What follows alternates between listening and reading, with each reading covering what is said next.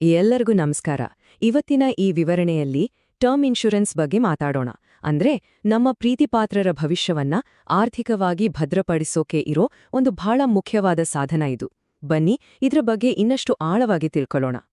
ಈ ಪ್ರಶ್ನೆ ಕೇಳೋಕೆ ಸ್ವಲ್ಪ ನೇರ ಅನಿಸ್ಬಹುದು ಅಲ್ವಾ? ಆದ್ರೆ ಇದು ಯೋಚಿಸ್ಲೇಬೇಕಾದ ಒಂದು ಮುಖ್ಯವಾದ ವಿಷಯ. ಯಾಕಂದ್ರೆ ಅನಿರೀಕ್ಷಿತವಾಗಿ ಏನಾದ್ರೂ ಆದ್ರೆ ನಮ್ಮ ಪ್ರೀತಿಪಾತ್ರರ ಮೇಲೆ ಬೀಳೋ ಆರ್ಥಿಕ ಪರಿಣಾಮದ ಬಗ್ಗೆ ಯೋಚಿಸೋದು ನಮ್ಮೆಲ್ಲರ ಜವಾಬ್ದಾರಿ. ಸರಿ, ಈ ಪ್ರಮುಖ ಪ್ರಶ್ನೆಗೆ ಉತ್ತರ ಏನು ಅಂತ ಇವತ್ತು ನಾವು ಕಂಡುಕೊಳ್ಳೋಣ. ಸರಿಯಾದ ಯೋಜನೆ ಇಲ್ಲದಿದ್ರೆ ಏನಾಗ್ಬೋದು ಅಂತ ಯೋಜನೆ ಮಾಡಿದೀರಾ? ಕುಟುಂಬ ತೀವ್ರ ಆರ್ಥಿಕ ಸಂಕಷ್ಟಕ್ಕೆ ಸಿಲುಕಬಹುದು. ಮನೆ ಅಥವಾ ಗಾಡಿ ಸಾಲಗಳು ಇದ್ರೆ ಅದೆಲ್ಲ ದೊಡ್ಡ ಹೊರೆಯಾಗಿ ಬಿಡುತ್ತೆ. ಎಲ್ಲಕ್ಕಿಂತ ಮುಖ್ಯವಾಗಿ ಮಕ್ಕಳ ಶಿಕ್ಷಣ, ಅವರ ಭವಿಷ್ಯದ ಗುರಿಗಳು ಎಲ್ಲವೂ ಅಪಾಯಕ್ಕೆ ಸಿಲುಕಬಹುದು. ನೋಡಿ, ಸಿದ್ಧತೆ ಇಲ್ಲದಿದ್ರೆ ಎದುರಾಗೋ ಕಠಿಣ ವಾಸ್ತವ ಇದು. ಹಾಗಾದ್ರೆ ಈ ಎಲ್ಲಾ ಚಿಂತೆಗಳಿಗೆ ಪರಿಹಾರ ಇಲ್ವಾ? ಖಂಡಿತ ಇದೆ. ಅದೃಷ್ಟವಶಾತ್ ತುಂಬಾನೇ ಸರಳವಾದ ಆದ್ರೆ ಅಷ್ಟೇ ಶಕ್ತಿಯುತವಾದ ಒಂದು ಪರಿಹಾರ ಇದೆ. ಅದೇ ಟರ್ಮ್ ಇನ್ಶೂರೆನ್ಸ್. ಇದನ್ನ ಒಂದು ರೀತಿ ಆರ್ಥಿಕ ರಕ್ಷಾ ಕವಚ ಅಂತಾನೆ ಹೇಳಬಹುದು. ಟರ್ಮ್ ಇನ್ಶೂರೆನ್ಸ್ ಅಂದ್ರೆ ಏನಪ್ಪಾ ಅಂತ ಸರಳವಾಗಿ ಹೇಳೋದಾದ್ರೆ, ಇದು ಒಂದು ನಿರ್ದಿಷ್ಟ ಅವಧಿಗೆ, ಅಂದ್ರೆ ಒಂದು 20 ಅಥವಾ 30 ವರ್ಷಕ್ಕೆ ಅಂತ ಇಟ್ಕೊಳ್ಳಿ, ಅಷ್ಟು ಸಮಯಕ್ಕೆ ಜೀವರಕ್ಷಣೆ ಕೊಡುವ ಪಾಲಿಸಿ. ಇದರ ಸ್ಪೆಷಾಲಿಟಿ ಏನು ಗೊತ್ತಾ? ಕಟ್ಟೋ ಪ್ರೀಮಿಯಂ ತುಂಬಾನೇ ಕಡಿಮೆ ಇರುತ್ತೆ. ಆದ್ರೆ ಪಾಲಿಸಿದಾರನಿಗೆ ಏನಾದ್ರೂ ಹೆಚ್ಚು ಕಡಿಮೆ ಆದ್ರೆ ಸಿಗೋ ವಿಮಾ ಮೊತ್ತ, ಅಂದ್ರೆ ಸಮ್ ಅಶ್ಯೂರ್ಡ್, ಅದು ಬಹಳ ದೊಡ್ಡದಾಗಿರುತ್ತೆ. ಇದು ಎಲ್ಲರಿಗೂ ಕೈಗೆಟುಕುವ ಹಾಗೆ ಇದೆ, ಮತ್ತೆ ಅರ್ಥ ಮಾಡ್ಕೊಳಕ್ಕೂ ತುಂಬಾನೇ ಸುಲಭ. ನೋಡಿ, ಇದೇ ಇದರ ಪ್ರಮುಖ ಆಕರ್ಷಣೆ. ಪ್ರತಿ ತಿಂಗಳು ನಾವು ಕಟ್ಟೋ ಚಿಕ್ಕ ಪ್ರೀಮಿಯಂ ಮೊತ್ತಕ್ಕೂ ಒಂದು ವೇಳೆ ಅನಿರೀಕ್ಷಿತ ಘಟನೆ ನಡೆದಾಗ ಕುಟುಂಬಕ್ಕೆ ಸಿಗೋ ದೊಡ್ಡ ಆರ್ಥಿಕ ನೆರವಿಗೂ ಹೋಲಿಕೆನೇ ಇಲ್ಲ. ಅಂದ್ರೆ ಕಡಿಮೆ ಖರ್ಚಲ್ಲಿ ದೊಡ್ಡ ಮೊತ್ತದ ರಕ್ಷಣೆ ಪಡೆಯಕ್ಕೆ ಇದು ಒಂದು ಅತ್ಯುತ್ತಮ ಮಾರ್ಗ. ಓಕೆ, ಟರ್ಮ್ ಇನ್ಶೂರೆನ್ಸ್ ಬೇಕು ಅಂತ ಡಿಸೈಡ್ ಮಾಡಿದ್ಮೇಲೆ ಮುಂದಿನ ಪ್ರಶ್ನೆ ಬಂದೇ ಬರುತ್ತೆ. ಎಷ್ಟು ಮೊತ್ತದ ಕವರೇಜ್ ಬೇಕು? ಇದು ಪ್ರತಿಯೊಬ್ಬರ ವೈಯಕ್ತಿಕ ಪರಿಸ್ಥಿತಿಗೆ ತಕ್ಕಂತೆ ಬದಲಾಗುತ್ತೆ. ಹಾಗಿದ್ರೆ ಇದನ್ನ ಹೇಗೆ ಲೆಕ್ಕ ಹಾಕೋದು ಅಂತ ನೋಡೋಣ ಬನ್ನಿ. ಈ ಮೊತ್ತವನ್ನು ಲೆಕ್ಕ ಹಾಕೋದು ಸ್ವಲ್ಪ ಗೊಂದಲ ಅನಿಸ್ಬೋದು, ಆದ್ರೆ ಇದು ಕಷ್ಟದ ಕೆಲ್ಸ ಏನೂ ಅಲ್ಲ. ಬದಲಿಗೆ ನಮ್ಮ ಪ್ರೀತಿಪಾತ್ರರ ಭವಿಷ್ಯವನ್ನ ಭದ್ರಪಡಿಸೋ ಒಂದು ಪ್ರಮುಖ ಹೆಜ್ಜೆ. ಆ ಮ್ಯಾಜಿಕ್ ನಂಬರ್ ಕಂಡುಹಿಡಿಯಕ್ಕೆ ಕೆಲವು ಸಿಂಪಲ್ ವಿಧಾನಗಳಿವೆ. ಇಲ್ಲಿ 4 ಜನಪ್ರಿಯ ವಿಧಾನಗಳನ್ನ ನೋಡಬಹುದು. ಮೊದಲನೇದು ಆದಾಯ ಬದಲಿ ವಿಧಾನ. ಅಂದ್ರೆ ಗಳಿಸೋ ವ್ಯಕ್ತಿ ಇಲ್ಲವಾದ್ರೆ ಅವರ ಆದಾಯವನ್ನ ಎಷ್ಟು ವರ್ಷಗಳ ಕಾಲ ರೀಪ್ಲೇಸ್ ಮಾಡ್ಬೇಕಾಗತ್ತೆ ಅಂತ ಲೆಕ್ಕ ಹಾಕೋದು. ಎರಡನೇದು ಅಗತ್ಯಗಳ ವಿಶ್ಲೇಷಣೆ. ಇದರಲ್ಲಿ ಕುಟುಂಬದ ಮುಂದಿನ ಖರ್ಚುಗಳು, ಅಂದ್ರೆ ಮಕ್ಕಳ ಶಿಕ್ಷಣ, ಮದ್ವೆ, ಸಾಲ, ಸೋಲು ಇವೆಲ್ಲವನ್ನು ಲೆಕ್ಕ ಹಾಕಿ ಅದಕ್ಕೆ ತಕ್ಕಂತೆ ವಿಮೆ ಮಾಡಿಸೋದು. ಇದಲ್ದೆ ಮಾನವ ಜೀವನ ಮೌಲ್ಯ ಮತ್ತು ಅಂಡರ್ ರೈಟರ್ನ ನಿಯಮದಂತಹ ಬೇರೆ ಬೇರೆ ವಿಧಾನಗಳೂ ಇವೆ. ಪ್ರತಿಯೊಂದು ಕೂಡ ಬೇಕಾದ ವಿಮಾ ಮೊತ್ತವನ್ನ ಅಂದಾಜು ಮಾಡೋಕೆ ಬೇರೆ ಬೇರೆ ದೃಷ್ಟಿಕೋನವನ್ನ ಕೊಡುತ್ತೆ.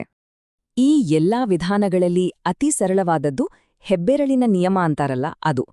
ಸಾಮಾನ್ಯವಾಗಿ 30ರಿಂದ 40 ವರ್ಷ ವಯಸ್ಸಿನವರಾದ್ರೆ ಅವರ ವಾರ್ಷಿಕ ಆದಾಯದ ಕನಿಷ್ಠ 25 ಪಟ್ಟು ಕವರೇಜ್ ಇರಬೇಕು ಅಂತ ತಜ್ಞರು ಹೇಳ್ತಾರೆ.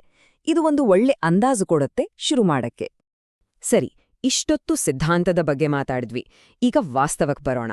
ಟರ್ಮ್ ಇನ್ಶೂರೆನ್ಸ್ ನಿಜ ಜೀವನದಲ್ಲಿ ಹೇಗೆ ಸಹಾಯಕ್ಕೆ ಬರುತ್ತೆ ಅಂತ ನೋಡಕ್ಕೆ ಒಂದು ನೈಜ ಉದಾಹರಣೆ ತಗೊಳ್ಳೋಣ. ಇವರು ಅನ್ನಾ ಮತ್ತು ಪಾಲ್, ಇಬ್ರಿಗೂ 32 ವರ್ಷ. ಇತ್ತೀಚೆಗಷ್ಟೇ ಹೊಸ ಮನೆ ತಗೊಂಡು ಅವರ ಮೊದಲ ಮಗುವನ್ನ ಸ್ವಾಗತಿಸಿದ್ರು. ಅವರ ಕನಸುಗಳೆಲ್ಲ ತುಂಬಾ ಸರಳವಾಗಿದ್ವು. ಮನೆ ಸಾಲ ತೀರಿಸ್ಬೇಕು, ಕುಟುಂಬದ ಖರ್ಚುವೆಚ್ಚುಗಳನ್ನ ನೋಡ್ಕೊಳ್ಬೇಕು ಮತ್ತು ಮಗುವಿನ ಶಿಕ್ಷಣಕ್ಕೆ ಹಣ ಕೂಡಿಡ್ಬೇಕು. ನಮ್ಮಲ್ಲಿ ಹಲವರ ಕಥೆಯ ಹಾಗೇ ಇದೆ ಅಲ್ವಾ? ಅವರು ತಮ್ಮ 20 ವರ್ಷದ ಅವಧಿಯ ಒಂದು ಟರ್ಮ್ ಪಾಲಿಸಿಯನ್ನ ಶುರು ಮಾಡಿದ್ರು. ಆದ್ರೆ ಪಾಲಿಸಿ ತಗೊಂಡು 12ನೇ ವರ್ಷದಲ್ಲಿ ಒಂದು ದುರಂತ ನಡೆದುಹೋಯ್ತು. ಪಾಲ್ ಅನಿರೀಕ್ಷಿತವಾಗಿ ನಿಧನರಾದ್ರು.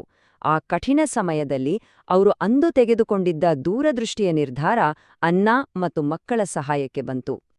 ಅಂತಹ ಒಂದು ಆರ್ಥಿಕ ಭದ್ರತೆಗಾಗಿ ಅವರು ಪ್ರತಿ ತಿಂಗಳು ಕಟ್ಟಿದ್ದ ಹಣ ಎಷ್ಟು ಗೊತ್ತಾ?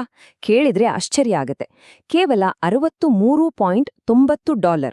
ಅಂದ್ರೆ ನಮ್ಮ ಲೆಕ್ಕದಲ್ಲಿ ಸುಮಾರು $5,000 ನೋಡಿ, ಇದು ಅವರ ತಿಂಗಳ ಬಜೆಟ್ ಮೇಲೆ ಅಂಥ ದೊಡ್ಡ ಹೊರೆ ಏನೂ ಆಗಿರ್ಲಿಲ್ಲ. ಆದರೆ ಆ ಸಣ್ಣ ಪ್ರೀಮಿಯಂಗೆ ಪ್ರತಿಯಾಗಿ ಅನ್ನಾಗೆ ಸಿಕ್ಕಿದ್ದು ಬರೋಬ್ಬರಿ $7.5 ಲಕ್ಷ, ಅಂದ್ರೆ ಸುಮಾರು $6 ಕೋಟಿ ತೆರಿಗೆ ಮುಕ್ತ ಪರಿಹಾರ. ಅಬ್ಬಾ, ಇದು ಅವರ ಇಡೀ ಜೀವನವನ್ನೇ ಬದಲಾಯಿಸೋ ಮೊತ್ತವಾಗಿತ್ತು.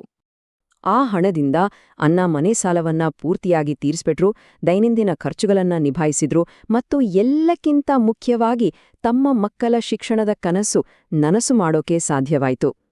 ಪಾಲ್ ಅಂದು ತೆಗೆದುಕೊಂಡಿದ್ದ ಆ ಒಂದು ಸಣ್ಣ ನಿರ್ಧಾರ ಅವರ ಅನುಪಸ್ಥಿತಿಯಲ್ಲಿ ಕುಟುಂಬಕ್ಕೆ ಎಂತಹ ದೊಡ್ಡ ಆಧಾರವಾಯಿತು ನೋಡಿ. ಅನ್ನಾ ಮತ್ತು ಪಾಲ್ ಅವರ ಕಥೆಯಿಂದ ನಾವು ಕಲಿಬೇಕಾದ ಪಾಠ ತುಂಬಾನೇ ಸ್ಪಷ್ಟವಾಗಿದೆ. ಇವತ್ತಿನ ನಮ್ಮ ಚರ್ಚೆಯ ಪ್ರಮುಖ ಅಂಶಗಳನ್ನ ಈಗ ಒಟ್ಟಿಗೆ ಒಮ್ಮೆ ನೋಡೋಣ. ಹಾಗಾದ್ರೆ ಕುಟುಂಬದ ಜವಾಬ್ದಾರಿ ಹೊತ್ತ ಪ್ರತಿಯೊಬ್ಬರಿಗೂ ಟಾಮ್ ಇನ್ಶೂರೆನ್ಸ್ ಯಾಕೆ ಬೇಕೇ ಬೇಕು ಅನ್ನೋದಕ್ಕೆ ಇಲ್ಲಿ 5 ಮುಖ್ಯ ಕಾರಣಗಳಿವೆ. ಇದು ಕೈಗೆಟುಕುವ ದರದಲ್ಲಿ ರಕ್ಷಣೆ ನೀಡುತ್ತೆ, ಸಾಲದ ಹೊರೆಯಿಂದ ಮುಕ್ತ ಮಾಡುತ್ತೆ, ಮಕ್ಕಳ ಭವಿಷ್ಯದ ಗುರಿಗಳನ್ನ ಭದ್ರಪಡಿಸುತ್ತೆ ಮತ್ತು ಎಲ್ಲಕ್ಕಿಂತ ಹೆಚ್ಚಾಗಿ ಮನಸ್ಸಿಗೆ ಒಂದು ನೆಮ್ಮದಿ ಕೊಡುತ್ತೆ.